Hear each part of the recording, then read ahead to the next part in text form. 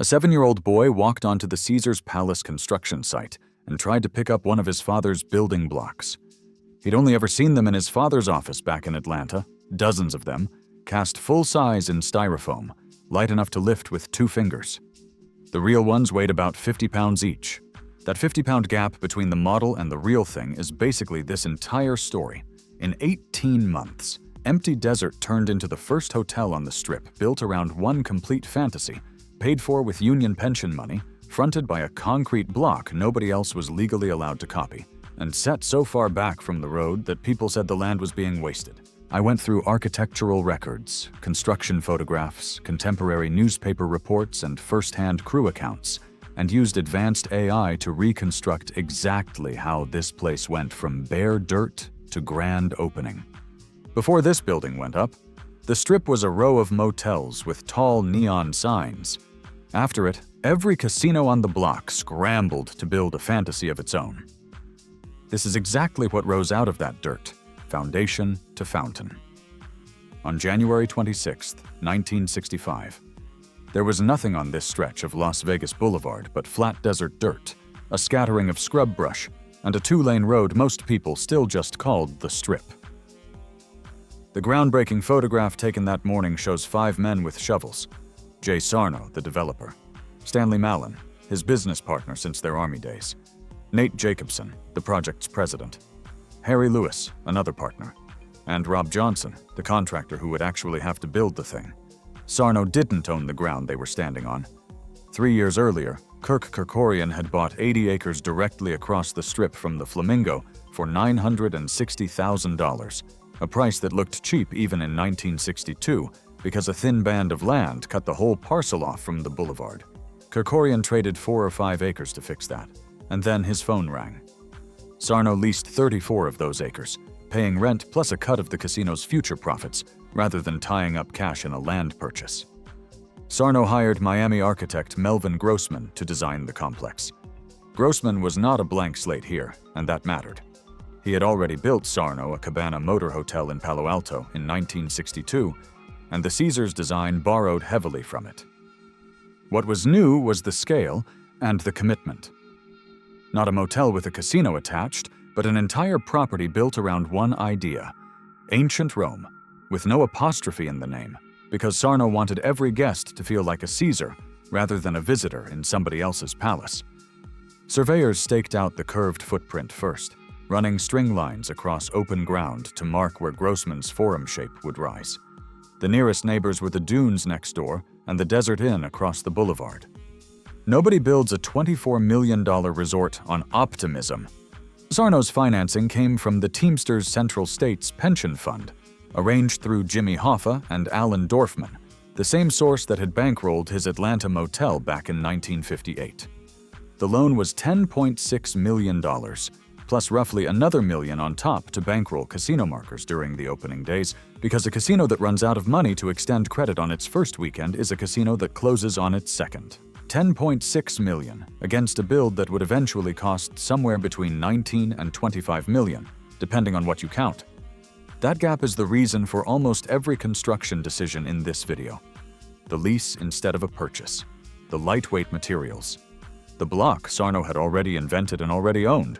I find it genuinely striking that the building most people think of as the Strip's first monument to excess was, at the level of the construction schedule, an exercise in stretching borrowed money as far as it would go. Quick pause. If this is the kind of history you want more of, subscribe so you don't miss the next one. And if you're finding this interesting, a like goes a long way. Grossman's design broke from the flat, rectangular motel layout every other Strip property used. He planned a curved central tower set far back from the road, with symmetrical arcaded wings sweeping outward toward the highway, a composition close enough to an ancient forum to justify the building's name. Getting that curve right meant pouring foundations along an arc instead of a straight line, a more complicated surveying and forming job than a standard rectangular hotel required. Crews spent the first months of 1965 on foundation work most drivers passing by would barely have noticed: deep concrete footings laid out to match the curved footprint before a single column or wall went up. By late October 1965, Aerial photographs show the 14-story tower's frame, standing above the desert floor with the wings spreading out below it. 6 months of work, reduced to a shape you can finally read from the air. That single decision, curve instead of straight line, shaped every construction problem that followed for the next year. Here's the part almost everybody gets wrong. The signature material of the Strip's first fantasy palace was not invented for the Strip's first fantasy palace. It was 3 years old before the groundbreaking, and it had already been tested on 2 buildings in 2 states. Dissatisfied with the concrete block available to him, Sarno had designed his own. A 4-legged, slightly bowed X, engineered to stack and mortar together exactly like ordinary brick, while leaving open gaps that let light and air pass straight through. Stack them end to end, and the negative space between the legs reads as a repeating letter S. He patented it and named it after himself. He used it first at his Cabana Motor Hotel in Palo Alto in 1962, then again in Dallas in 1963.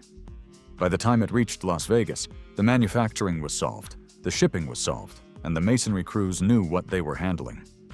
What changed at Caesars was quantity. The blocks covered the entire facade in a continuous lattice work, a brise soleil that cut heat gain across a building sitting in open Nevada sun. Each one weighed around 50 pounds, dense enough to carry real weight despite the open pattern. Installation crews mortared them 1 course at a time, the same as ordinary brick, except that every finished section had to read as a pattern rather than a wall. At night, floodlights behind the lattice lit the whole facade from within, turning a heat shield into the building's signature visual effect after dark. Sarno was not modest about it. Asked whether he looked like a designer, he said he'd rather hang by his thumbs, then pointed out the window at the block and said he'd had it patented, and anybody who wanted to use it had to come to him first. I can't get over the fact that a casino developer with no engineering training designed his own building material, patented it, and then scaled it from a motel facade to a 14-story tower. With the shell and the screen going up, the next problem was populating a brand new concrete building with 2,000 years of history. Sarno's answer was to buy it. Marble came in from Italy. Rosewood came from Brazil. A collection of Roman statues was imported from Florence, valued at over $150,000, and gold leaf went on almost everything else. Getting that stone from Italian quarries to a Nevada construction site added months to the timeline on its own. Each piece had to be shipped by sea, then trucked cross-country, then finished before it could be installed. But the interesting part isn't the sourcing, it's the curation, because the statues aren't consistent with each other at all. The entrance was flanked by a mixture of late Greek, Roman, and Renaissance figures, including a copy of the Winged Victory of Samothrace and a reproduction of Giambologna's Rape of the Sabine Women. The Winged Victory isn't Roman, it's Greek, and it predates the empire the building is named after by a couple of centuries. Giambologna was a 16th century sculptor working in Florence. The copyists reduced all of them to roughly the same height, which is the detail that gives the whole game away. Nobody was reconstructing Rome. They were assembling a look, sized for a driveway. And it worked. As one architectural writer put it, the property needed only a spread of classical statuary and a run of marble white columns to establish the theme. The visitor's imagination, helped along by well-placed publicity, filled in the rest. None of the building's grandeur mattered yet if visitors couldn't feel it before they parked the car. Grossman and Sarno solved that with distance. The property presented 900 feet of frontage to Las Vegas Boulevard, and the hotel itself was set back 475 feet from the road. Between the two, a long central plaza lined with fountains and imported Italian cypress trees. The parking, for up to 1,300 cars, was pushed out along the wings so that no vehicle intruded on that central approach. In a city built entirely around the automobile, Sarno took his best piece of frontage and gave it to people walking and driving slowly through it. His son later explained the thinking directly.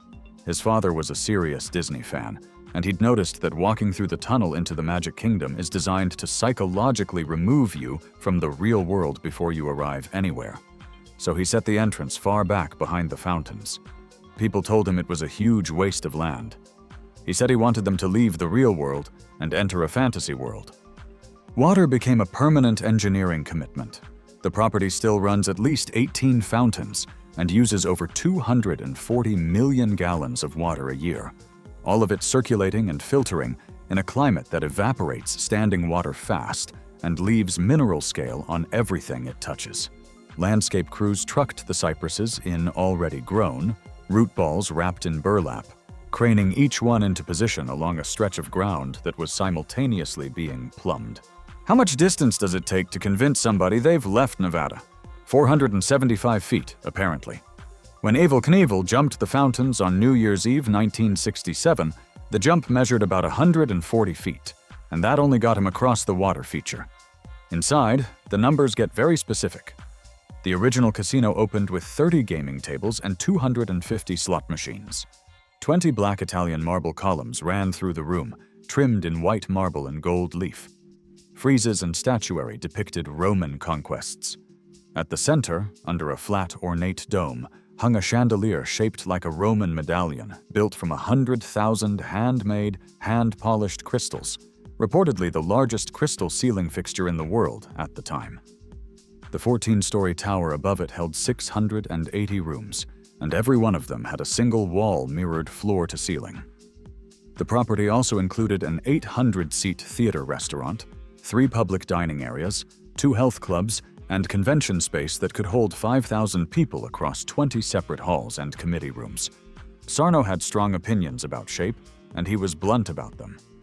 His own office was elliptical. An ellipse, he said, was the friendliest shape there is. The convention hall he built afterward was elliptical too, his version of a Roman circus.